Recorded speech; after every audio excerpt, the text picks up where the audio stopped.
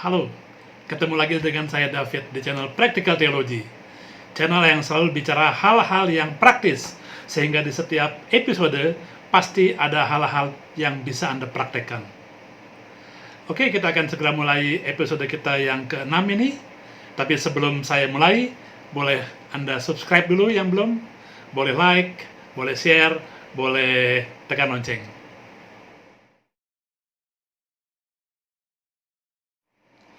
Oke, pada episode kali ini saya ingin menyampaikan pemikiran saya tentang satu yang saya sebut dengan kebutuhan teologis.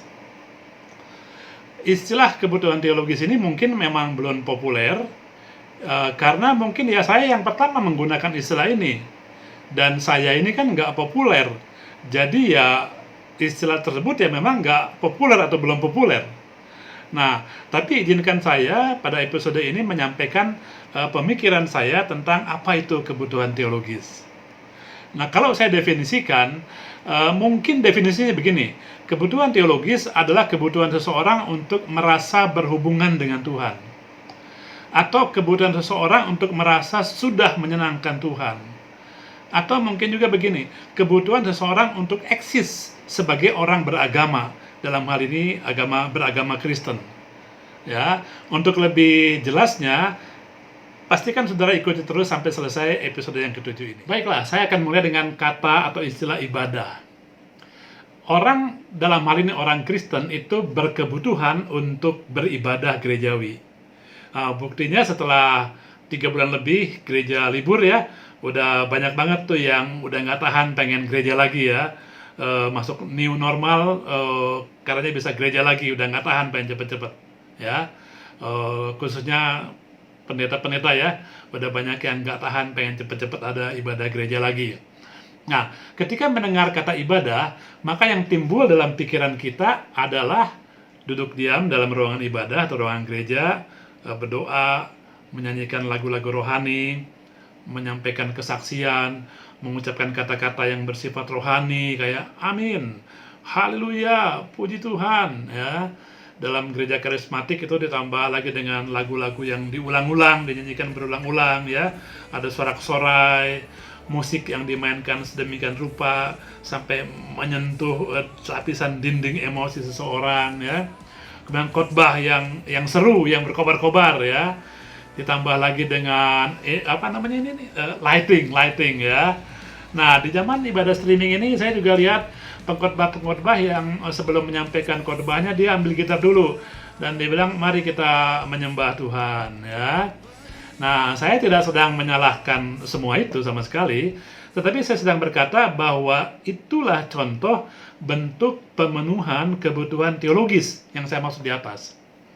Nah, dengan aktivitas seperti itu, seseorang bisa merasakan kehadiran Tuhan, atau bisa merasakan sedang menyenangkan Tuhan. Nah, dalam keadaan demikian, maka kebutuhan teologis seseorang itu sedang dipenuhi.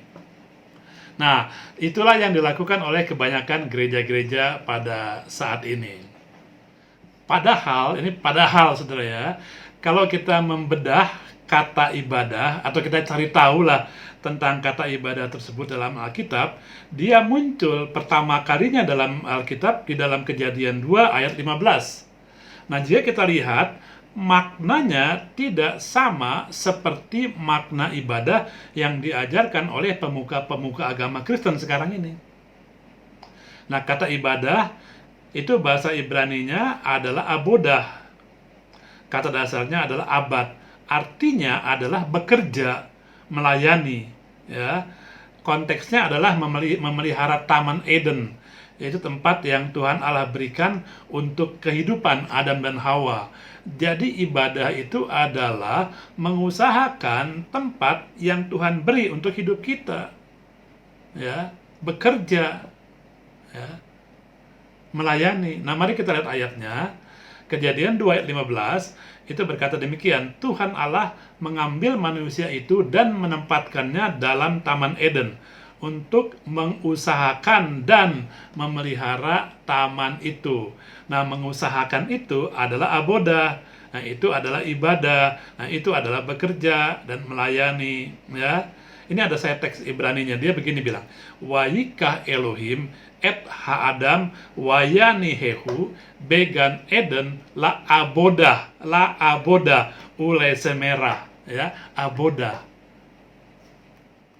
Masalahnya adalah jika ada pengkhotbah, baik pengkhotbah gereja maupun pengkhotbah online yang kemudian membuat suasana ibadah itu menjadi sebuah meeting strategi bekerja mengelola Taman Eden, ya, dalam hal ini konteksnya adalah mengelola kehidupan kita, ya, misalnya membuat rencana keuangan, ya, menjaga kesehatan supaya lebih tahan terhadap virus di masa-masa COVID ini misalkan, atau membicarakan tentang membangun usaha, ya, mengelola keuangan, ya, atau bahkan diversifikasi usaha, ya, maka khotbahnya akan dianggap tidak atau kurang rohani, ya, apalagi jika nggak dibungkus dengan pernak-pernik rohani seperti musik, lagu, ya, gitar, atau juga ditambah dengan bahasa roh, ya, yang kata Oral Roberts University itu bisa meningkatkan imunitas, ya. Kalau demikian khotbahnya menjadi nggak teologis dan menjadi tidak bisa memenuhi kebutuhan teologis orang Kristen, ya. Padahal hakikatnya ibadah adalah apa? Bekerja. Oke, saya nggak akan lama-lama dalam episode ini karena kalau kepanjangan nanti bisa cenderung tendensius dan dikira menyalah-nyalahkan sesama orang Kristen. Ya, saya akan segera masuk bagian akhir, yaitu kesimpulan dan apa yang kita bisa praktekkan setelah mendengar episode kali ini. Kesimpulan, satu kesimpulan, ibadah itu adalah abodah. Kata dasarnya adalah abad, dan itu adalah bekerja, melayani. Muncul pertama kalinya dalam Alkitab adalah dalam Kejadian 2 ayat 15, ya. Konteksnya adalah bekerja mengusahakan Taman Eden, tempat yang Tuhan ciptakan untuk tinggal Adam dan Hawa. Praktikal, apa yang kita bisa praktekkan lewat episode ini, ya? Saya mengajak kita untuk mempraktekkan ibadah dengan bekerja, dengan melayani, termasuk bekerja atau berdiskusi bagaimana strategi untuk mencapai kemaksimalan dalam kita bekerja itu, dalam kita mengusahakan taman kehidupan itu, ya. Bukan sekedar memenuhi kebutuhan teologis dengan ibadah atau ritual-ritual yang menyentuh emosi saja, ya, sampai keluar air mata, bahkan sampai bercucuran, ya. Tapi biarlah kebutuhan teologis kita dipenuhi dengan bekerja untuk mengusahakan apa yang Tuhan berikan kepada kita. Sebagai tambahan, ini dalam pemahaman saya, Tuhan tidak hadir saat kita merasakan Dia hadir. Tuhan hadir setiap saat di dunia ini, bahkan di alam semesta ini, karena Ia pencipta dan Ia penguasanya, ya.